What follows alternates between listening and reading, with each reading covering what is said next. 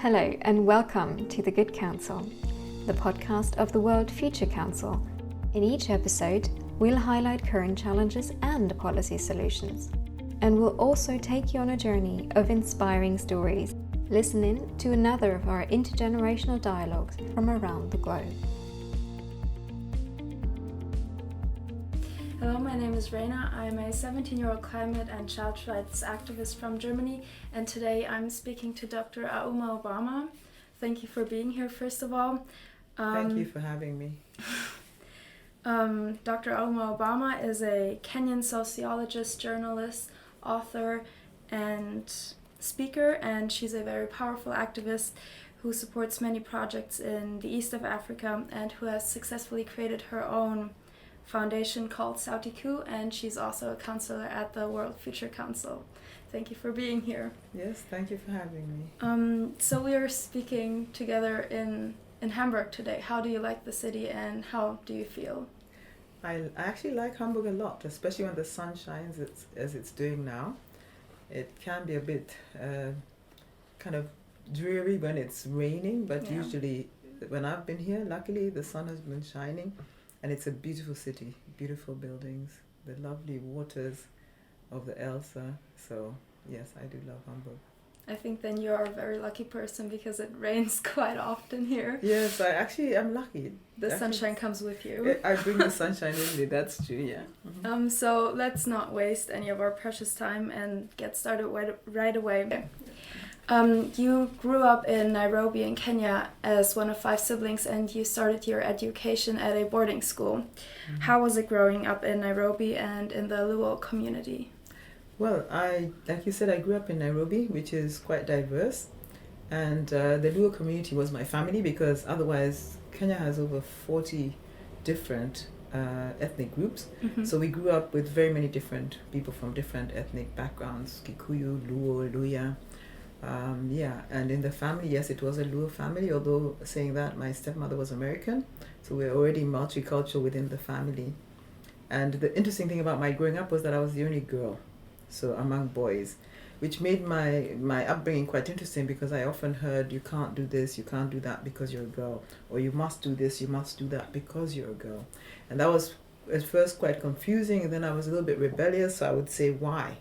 Why do I have to do this because I'm a girl? Why can't I do this because I'm a girl? So my family had a little bit of trouble with me on that front because I would always kind of resist being put into a box. What was your favorite thing about growing up in Kenya? My favorite thing about growing up in Kenya was the fact that I grew up with a lot of space and a lot of time and a lot of friends to play with. So there was really a balance between growing up and going to school and also playing. We really were able to go out. It was kind of like, I call it a Heidi existence, from the Swiss Alps, where I would be out in the morning and come back in the evening just before it got dark, and only because I'd get in trouble for being out. Because we really played. I really loved my childhood. We got a lot of time to play.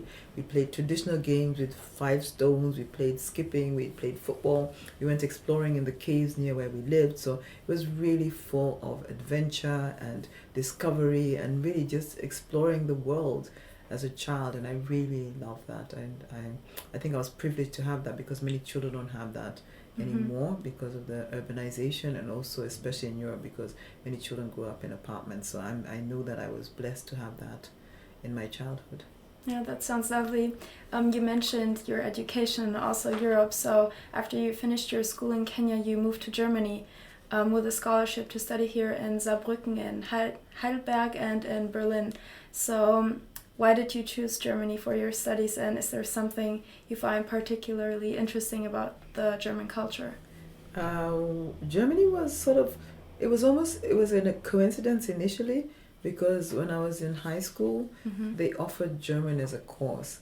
And I had kind of missed a chance at French because I didn't pay attention enough. And, I don't know how it works here, but the system in Kenya was such that you had to get really good grades to do languages. And I think I wasn't paying attention too much when it came to French.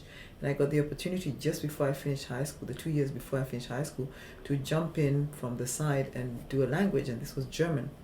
And we had a really great German teacher who we explored, just like I was saying in my childhood, we were only 4 students, so we explored the German language. We had exhibition visits to Goethe, and I learned about Asterix and Obelix through German, and that's how I say I learned my German. So we had so much fun learning the language, and it was really, really a great time for me. And I discovered German literature, so I started reading a lot of German literature because that also helped with learning the German language.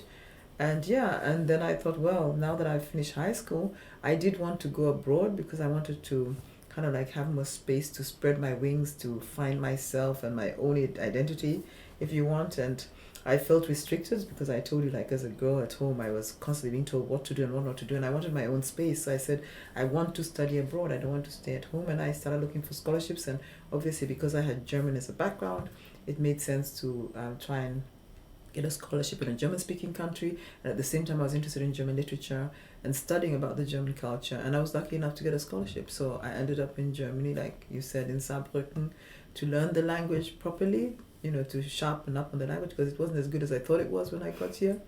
And then I did my master's in Heidelberg and my doctorate in Bayreuth before I then went to Berlin to study at the film school. So I did a lot of learning. I was really what they call in German an ewige Studentin, which is like a lifelong student, and I still am. Yeah. So you mentioned that you studied in film school in Berlin. What else was your study focus?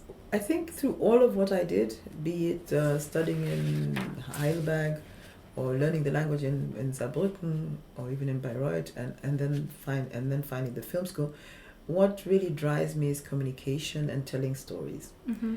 And I was always looking for a way to be able to tell my story and tell the story of the African continent, and then tell general people's story to make people connect, to interact with each other, understand each other. For me, it was really, really important. I dealt a lot with the idea of being different. Being different is nothing to be afraid of. Being different is actually, it enriches your life. Diversity is something that we need to strive for, and it's an opportunity to learn. It's an opportunity to grow. It's an opportunity to enrich yourself and your surroundings. So I think that's what always drove me, whether I was trying to do it through public speaking, whether I was trying to do it through teaching, whether I was trying to do it through making films and telling stories or writing books. It was always the motivation behind what I did. Communication and exchange and integration, and still at the same time celebrating our differences. I can imagine that might have been difficult for you moving to Germany as a young woman. Do you want to share about that? Well, I was just a little bit older than you. I was 19 when I decided to leave. And it was interesting because when I was trying to get my scholarship, because I was the only girl and I was very close to my father, I thought that my father wouldn't let me leave. I had this impression that, he won't. He had decided my life, what I'm going to do with it, and he's going to stop me from going because that was my own decision. I looked for my scholarship by myself. So I actually left without letting him know. So I kind of snuck out of the country. I always say I kind of like ran away of sorts. My mom knew, but, she didn't tell him. She was sworn to secrecy. And my father only found out once I had reached Germany. So for me, it was an adventure from beginning to the end, in that I left without everybody knowing I was going. It was quite unconventional. So I started off my life in Germany kind of like fighting the fight for my rights, and I think I kept that fight up till today. So you lived in Germany and also in the UK for a few years, right? And now you have returned to Kenya, Yes. where you also helped to set up the Sports for Social Change Network, Yes. which helps to introduce girls in particular to sports as a means of improving their social situation. Why is it especially girls' rights that you are passionate about? I think I'm passionate about the rights of all young people. That is definitely, I tend not to discriminate, but the focus on the girls is really because we don't want them to be left behind. Yes. The tendency for girls is that if you have a situation where an initiative has been created or activities are happening that involve boys and girls, the girls will always take one step back and let the boys go ahead. And the boys will take the position. We know it in life. You're a young woman, you'll experience it much more. I've experienced it quite a bit.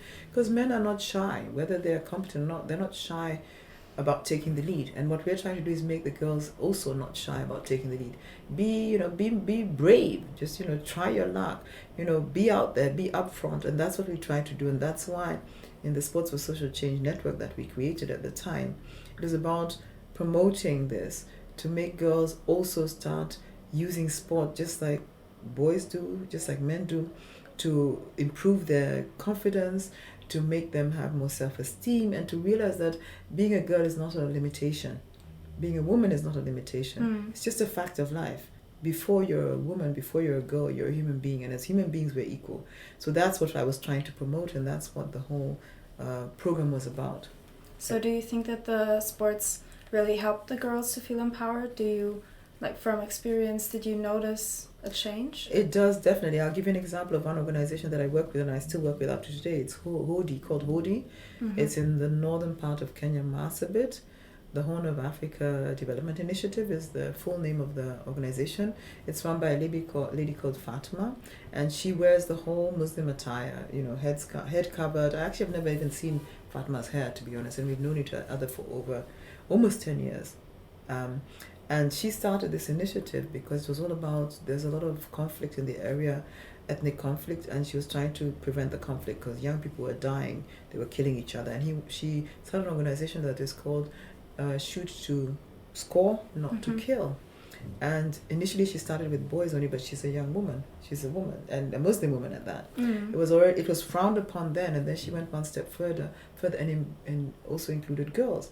So girls were now playing football in this community that is very Muslim, very religious, and run by a woman, an organization run by a woman. And we supported her, Fatma, and accompanied her because she's the one who deserves all the praise for what she achieved. I didn't achieve it for her. I just created spaces to enable her to have a platform. And those are the things we did. So these girls now were playing football. They actually came with us to Germany. We did an exchange program. They went to Russia during the Olympics to represent, their communities. So the girls are being exposed to what normally they would never be exposed to. That gives you so much confidence. That tells you you're worth something. You're more than just going to be the wife of or the mother of. You're a person in your own right. And these are things that I experienced. That's just one example of many organizations that we worked with in Kenya and in East Africa that were working to promote sports for girls, for change, social change, in order to let them realize that they also have a place in society and a responsibility, and they must also be active participants of what happens in their lives. So those are the sort of things that we did at the time. That sounds very impressive. Thank you. And a few years after that, in 2010, you started your own foundation, Sautiku. What does Sautiku mean, and why did you start the foundation? Sautiku means powerful voices, and I started the foundation because actually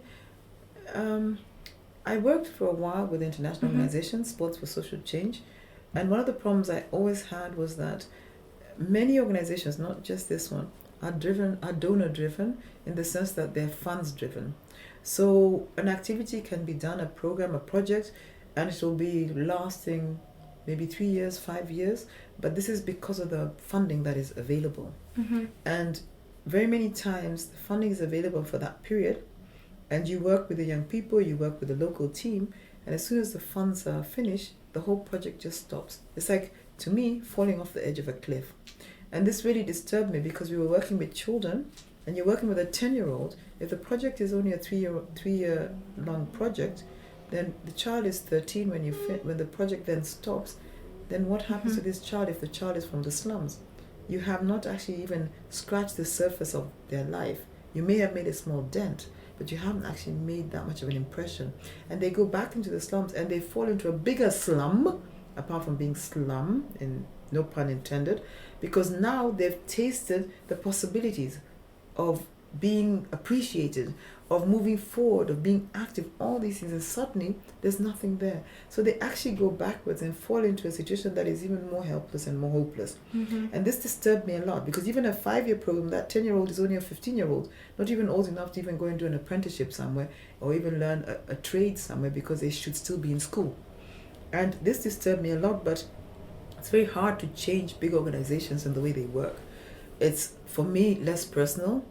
And even the fundraising is less personal. It's very distant. Yes. It's project-based. Like I said, project and funds-based, and not individual-based and not beneficiary-based, in my opinion. So I was struggling with this. So parallel to working within this international organization, I would pick up these young people and start collecting them and working with them around my own things that I was doing. And actually in the end I said, well, if I'm already doing so much on the side of my own to keep these young people still active, to keep an eye on them and sort of try and keep the project alive, like kind of like a skeleton type of support for them, why don't I just do my own thing? And also another motivation was the fact that I wanted to work in the rural area, which at that time fewer organizations work in the rural area, because the rural young person, the rural child, with regards to being supported in a project-based situation whereby you assist them to improve their lives, there are very few organizations and they're disadvantaged. So I wanted, especially in my own community where there's a lot of poverty and a lot of a false sense of not being able to look after your own life, not being able to cope, financial deprivation based on ignorance and not knowing how to work with locally available resources. So I saw a gap that I felt needed to be filled. Also because with this, I wanted to also show that programs have to be run in such a way that at the forefront where the beneficiary is, they must never notice that there's no money. There must always be continuity. If you struggle in the back looking for funds, whatever, that is the problem of the operations. That is the problem of the organization. But the beneficiary must, especially with children, it must be continuous. And they must always be able to access the services that you're giving. So the fundraising has to be done differently, and it has to be rigorous, and it has to be sustainable and long-term. And we actually managed to make this happen at Sautiku. So the foundation works in such a way that the beneficiaries stay with us over the years. They grew up with us, but in the background we have a system whereby we're constantly fundraising, and we have a system whereby we try to fundraise for unrestricted funds so that the program always continues. This is not project-based, we call it ongoing program activities. It is program-based and not just project-based. We do have restricted funding projects, but our core work is with the ongoing programs that go on all the time. And the young people have sports, the young people have drama, they have art activities, they have tuition, they have working in the gardens because we're agricultural. They have many different activities that they do ongoing that are not just based on one project, and it doesn't end after 3 years and then we have to send them home. We never send our children home. That sounds amazing. How many children are in the program currently? We have in our books we have about 500 because we've been around for over 10 years. And what happens is that because they grow up, they go to Nairobi or they go to university and they're not always there. So active participants at Sautiku, we have about 250. But we always say once a Sautiku young person, always a Sautiku young person. So in the holidays, they come back and they take part in activities. When they're older, they become interns with us. Some of them have been employed by us. So there's a lot of continuity. So you see the same faces again and again and again. Sure. I forgot to mention that the parents are very strongly involved. So we have the children involved, and then we have the parents, because you can't work. I say you can't go into somebody's home, work with their children, not involve them, because then you're actually violating their space. So what we do is we get the parents involved, but you have to be a parent. You have to have a child with us. So we have programs for the parents, and the children participate in those programs, whether it's creating a kitchen garden, or at present what we're doing is building a energy saver hut that involves a stove attached, so they start not cutting down the trees and use less wood. So we do all these projects, but the children are always involved so that they learn from what we do and participate in creating those spaces and those initiatives that we do. But the parents are there so that the parents open doors and make it possible. So we create together with the parents a platform for the children to improve their lives by doing different activities, be it in economic empowerment, be it in personality development, be it in education and training, or just motivational activities that have to do with skills, life skills. So we have, and with the parents we call them households, because with the parent comes a household. We work with about 200 households.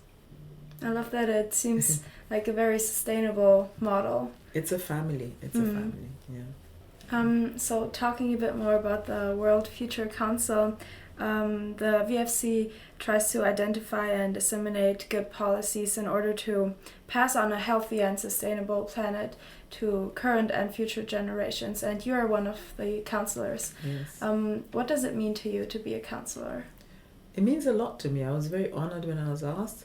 I've been around a while, so I've been a counselor for a bit, so maybe I am doing something right. And I think the most important thing is what you said about policies. Trying to influence and celebrate good policy, influence policy that is not so good, to align with what it needs to happen to ensure that future generations have a future. And for me, that's very important. I work with children. My foundation is a children's foundation, basically. So all of what happens at the World Future Council is helping my work, supporting my work, promoting my work. So to be part of it is the most natural thing for me, and I think we managed to achieve quite a bit. We've managed to celebrate and highlight very many good policies that not only work well for children and young people, but work well in general for communities, for countries, and for our world at large. So I think we need a lot more publicity, a lot more people involved, a lot more visibility, and I hope that I'm able to give us that in order to let people know the great work that we're doing at the World Future Council. Within the WFC, you have been the co-chair of the Rights of Children and Youth Commission.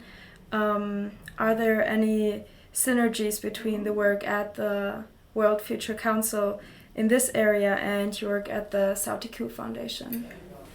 I think one of my biggest takeaways from being part of the World Future Council is the focus on children's rights.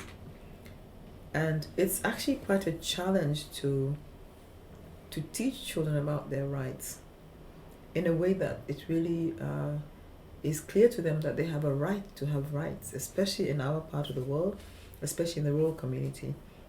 And that's one of the things that I'm constantly reminded that I have to do more of because I'm in the World Future Council and because I co-chair the Children's Rights Commission. And this is something that is a work in progress, very exciting, but just getting children to go back to, one of the things that we want to try and do is get back to civic education, because it was taken out of the schools, and this is very unfortunate because I think it was done almost in all schools all over the world, that they got rid of civic education, which is the basis for democracy. Knowing about, being informed about how your country functions, how government functions your country, is a basic right. That is the very first thing you must know, because if you're not informed about this, you cannot make a judgment call on who are the right people to be in charge of your life, in charge of your welfare, your well-being.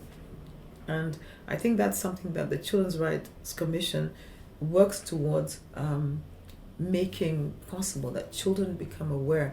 Not only just aware, we are kind of like the custodians of making sure that it's adhered to and taken care of, children's rights. But I think also we need to go a step further and do much, much more with regards to how children themselves start understanding what it means, knowing the connection between what I do in my life and what other people do, and what is due me as a child, and where are my limitations as a child and where other people take over.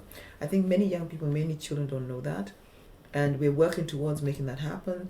We've already awarded policies that make sure that that happens, that children are aware, especially like in Zanzibar, when we gave the award to Zanzibar for their children's courts, the courts working in integration with children to give them their rights. These are the sort of things that actually motivate me and excite me about being part of the commission, because I know that I see it works and it can be done, and it can be done on a larger scale. It can be done with government, and that is really, for me, very, very positive, and it means that the work being done at the World Future Council has relevance. Earlier this year, the WFC started or launched the Youth Present Forum, which I'm also a part of, and I feel like in our society in general we have been seeing more youth-led initiatives, and one of these, which has also gained increasingly more recognition, is Fridays for Future. This is a model that I think is biggest in Western countries. Do you think it is also a model that can be implemented all around the world? I think first about Youth Present, I'm very excited about it, because I think the light that was kindled, that became Youth Present, was kindled when we were in Egypt, when we had our annual general meeting at Sechem. And I remember there were quite a few young people helping on the sidelines, and they were of course listening to our conversations and how we were talking about how we want to, look after the future of young people. And it came out in those discussions from the young people, hey, you're all talking about us, but where are we? Can we talk for ourselves? It was really quite interesting. So it was immediately decided, okay, let you guys get a group together and present what you think should happen. And from that now, we now have the Youth Present, and it's wonderful. to see that it's happened, and it's wonderful to see that even as you interview us, we're having an interaction with each other. That is for me key. And I think it's all very well for young people to go out and demonstrate, to have a voice, have their opinion, but I think it cannot be to the exclusion of the older generation. That is something that for me is actually destined not to succeed. And this is why even at Sautiku, when we work with young people. We call ourselves a children's organization, a children's foundation, but we do not work without the parents. Because at the end of the day, the parents sign on the dotted line. And that applies to all young people who are doing whatever they're doing out there, whether they demonstrate, whether they're active like yourself. At the end of the day, your parents sign on the dotted line, so long as you're children. And this is something children must learn to respect. And I sound like I'm not being PC, but really I think it's important to know this. So as much as I admire the movements, as much as I admire Fridays for Future, the energy, the courage, the motivation, the passion that goes with all the movements that young people are at the moment involved in, I want to remind young people that what they're doing, and I don't say it without respect, is not new. It was done. Every generation has had a movement. But the problem with most of the movements, why they fail, is because they leave out the older generation. And what I would like to see, be it Fridays for Future, be it Youth Present, be it any other organization, your organization, is that a discourse, a conversation happens with the older generation, and together we make change happen. So all these things have to happen in the home, in my opinion. And that's why I look at it with a little bit of skepticism, because I say it's very easy to join a movement. It's very easy to go out there and march and carry a banner. But for me, it's even easier to do it at home, because if we all did it, the world would be a much, much better place. And we take care of things. Do you recycle at home as you try and change the world and save the oceans and the seas? Are you recycling your plastic? Are you wearing new clothes every time because a new trend has come in, or are you keeping those jeans and wearing them for 5 years and saying, okay, I'll continue to wear this because I don't want to go and shop again. Consume. Shop till you drop. So all these things are part of it. They're part of making sure that we have a better world to live in. And I think the discussion has to go in that direction, where the big actions count. Fridays for Futures definitely count, because it gives young people a voice. It gives them the courage to do something, to be active, but it has to start at home. And that's more difficult, because we're used to being spoiled and pampered and having it easy. And we have a beautiful comfort zone at home, but you must remember, am I not exploiting somebody at home? As you would the environment out there. I think it's very interesting what you're saying, and I think it always has to be a two-way movement, because for many people, for example, talking about climate change and sustainability, many sustainable options are not available, because, for example, they're more expensive or something like that. And so I feel like there has to be this two-way movement, that we also go onto the streets and demand that these more sustainable options become accessible to us. So our everyday decisions, sustainable everyday decisions, can be made easier. And these conversations, if you have them at home, just as it's expensive for you, it's expensive for your parents who buy them. True. So the parents can go out with you, because actually if you can convince them and say, hey mom, look at this beautiful sweater that I'm wearing. We're paying, if I want to have one that is sustainable and environmentally, and respects the environment and conserves the environment, it's going to cost twice as much, and you're the one paying for it. What shall we do about it? Because I think this dialogue has to happen between the generations and that's why we are talking. In order for us to really have an impact, we need to work together. We cannot work separately. We cannot be angry at each other, because, like I said, your movements are not new. They were happening before. Our generation was angry with our parents, and we did our own demonstrating, and everybody, and this keeps repeating itself. And the planet is just sitting there watching and saying, sometimes there'll be no human beings. We'll go back to just having ice age and whatever, water age and fire age, and the planet just waits and breathes quietly and says, okay, let them get on with it, because the planet doesn't care. It's us who have to breathe clean air. It's us who have to eat food that is healthy from an healthy ground. We have to drink clean water that is healthy. It's all about us. That is definitely the case, and we need to stick together on this. And that's, for me, what I try to tell young people is, don't go off on your own. See if your parents will go with you, and see if you can find solutions together. Many parents and grandparents actually also are part of Fridays for Future, especially here in Hamburg. We also have Parents for Future and Grandparents for Future. So when we have the big strikes, there's always like parents with their little children, also grandparents on the street, which I think is very beautiful. And then the next thing that has to happen is they have to vote right, because going on the streets alone is not enough. And that's why I say civic education is so important. Understand how your government works. Understand the influence of industry on how governments decide. It's really doing your homework. It's a lot more than the what is seen in front, the picture of the street. And there are a lot of experts who are also supporting you, all who can give you the right material and give you the information that you need in order to make the right decisions around how life is how life is created and how life continues in your environment and in the areas that you are and you live. For some it's easier than for others.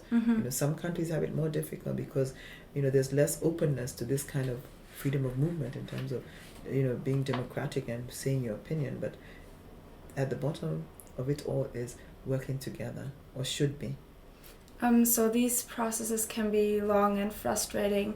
What is one thing that keeps you motivated in striving towards change? I think what keeps me motivated and striving towards change is like now, for example, with you, talking to you, with your 17 years, hopeful, active, interested, caring. This is what keeps me going, because I know that it is my responsibility to continue because you all are there.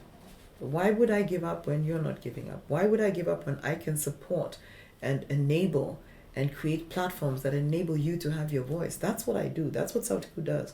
We create platforms. We create spaces where young people can have their voice, use their voice, be active. We demand it of them. We push you in that direction and say, come on, get on with it. Be active, participate. Don't be a passive participant. Don't be a victim, actually. A passive participant is a victim. Don't be a victim. You can determine your destiny. Be responsible. Be part of the process. Be part of the decision-making process that enables you to have the kind of life that you want to live responsibly, but also, respecting and also considering others. You once described yourself with the following words: human, woman, African, Kenyan, a woman with the famous surname Obama, and also a bridge between cultures. What do you mean by that? I think I'll start with the first one, human. I see myself as first and foremost a human being. I don't see myself as a feminist because I see myself as a human. Because I always say that before I'm a woman, before I'm an African, I'm a woman. I'm a human. And being a human just means that I'm on this earth like any other human and try to make my way through this life like any other human. If I am able to confront people as a human being, be it a man, woman, a white person, a black person, then we're equal. There's no discussion around gender equity or equality. There's no discussion because we're humans. So we measure ourselves against each other as humans, and that is for me the most important thing. I am then proud to be a woman because I love being a woman. I will promote women because I feel that society is not accepting of women in a way that allows us to just be humans. So we need to work towards making sure that happens. I'm an African as well because that is where I come from. That is my identity. Also proud of the fact, but it doesn't define me alone. I'm more than that. So it's very important for me to be proud of it, to uphold it, to support it, to promote it, but it doesn't define me alone. It's what makes me more interesting. It enriches my identity.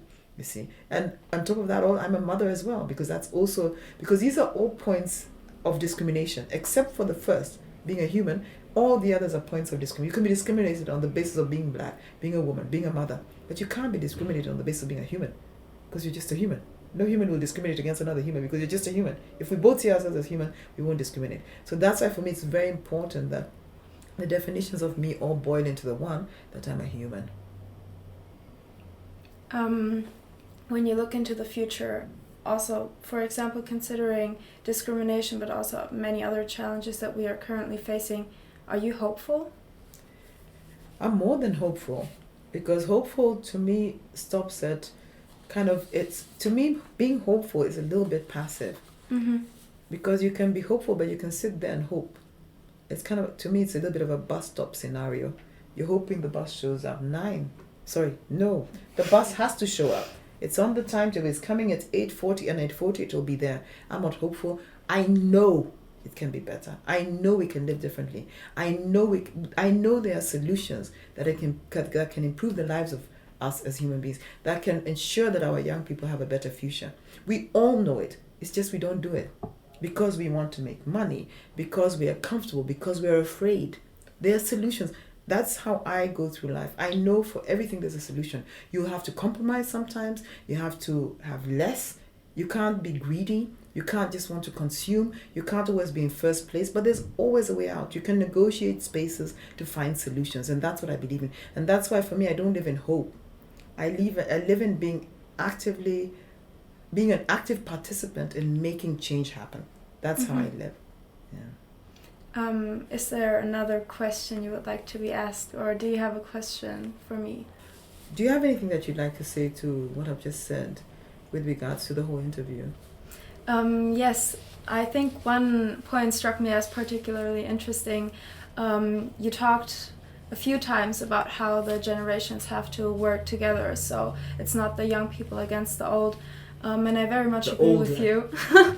Older. Yes. I think especially when it comes to, for example, climate change, there's often this impression that the young people are working against the older generations, and that we are kind of pointing our finger at them and saying that they've destroyed our planet and now they have to pay for it or something like that. And I think that is actually very sad, because it takes away many opportunities from us to work together and to, kind of working together create meaningful change. And I don't know. The thing is also, when you think about that, it's really critical, because, for example, you'll find that a young person is really mad, because, the older people have ruined our lives, our future, etc. And we want to save the planet, we want to do all these things. But it's really ironical, because you'll find that same young person is going to a demonstration. Oh, Mom, can you drive me there? That same car, which is, probably ruining the environment, is the one that young person gets into and goes to the demonstration. And, oh, Mom, it's raining, can you pick me up? So at the same time, Mom, you're ruining our environment. So it's really, we really need to get very honest about what we want to do and get down to basics and work together. We are all afraid for our planet. We all have to live on this planet. So it's not you guys against us. It's all of us together. And it's really, really critical, I think. And many times you need us. You're all very young. In fact, it's your right, again, talking about children's rights. We can't let you loose on your own, because we have that experience and we've gone through it all. We've demonstrated as well, for different reasons, for different things. I mean, we women, why are we here? Because women before us have fought the fight for women to have equitable opportunities. So, I think it's good that you're thinking about it, and I hope you take that message to your friends. Do you discuss it with young people about the generation gap, if I can call it that? Definitely. I think it's one of the kind of biggest topics when we talk about kind of this generational conflict almost, and also in connection with youth participation, because often I feel as a young person that youth participation is really meaningful, that it's kind of superficial, and that youth are being invited to, for example, conferences, and they give us the platform to speak for a few minutes, and then we go home again. We don't really have a meaningful impact. And I think that is something that is very sad, because as we can benefit from the knowledge and experience from older generations, they can also benefit from our perspective, which is why I think, and I agree with you, that we need to work together in order to create meaningful change. Yeah, that's true. And actually that is a problem, inviting youth to an event, having them speak for a second and then they're gone. And that must be extremely frustrating. And then one must really maybe even be brave enough to say, no, I'm not coming. We're going to have our own event and we're going to invite you. Why don't you do that? You have your own event and then invite us and then send us home. That'll be the way to go, We'll try that next time at the World Future Council. Next time we will try that. Yes. Super. Thank you. Thank you for listening to this week's episode. We hope you enjoyed this inspiring conversation and will tune in again for more next time. This podcast is brought to you by the World Future Council, a foundation that identifies, develops, highlights and disseminates future-just solutions for the current challenges that humanity is facing. To support our work, find us at www.worldfuturecouncil.org, as well as on YouTube, Twitter, Instagram, Facebook, and, of course, in our next episode.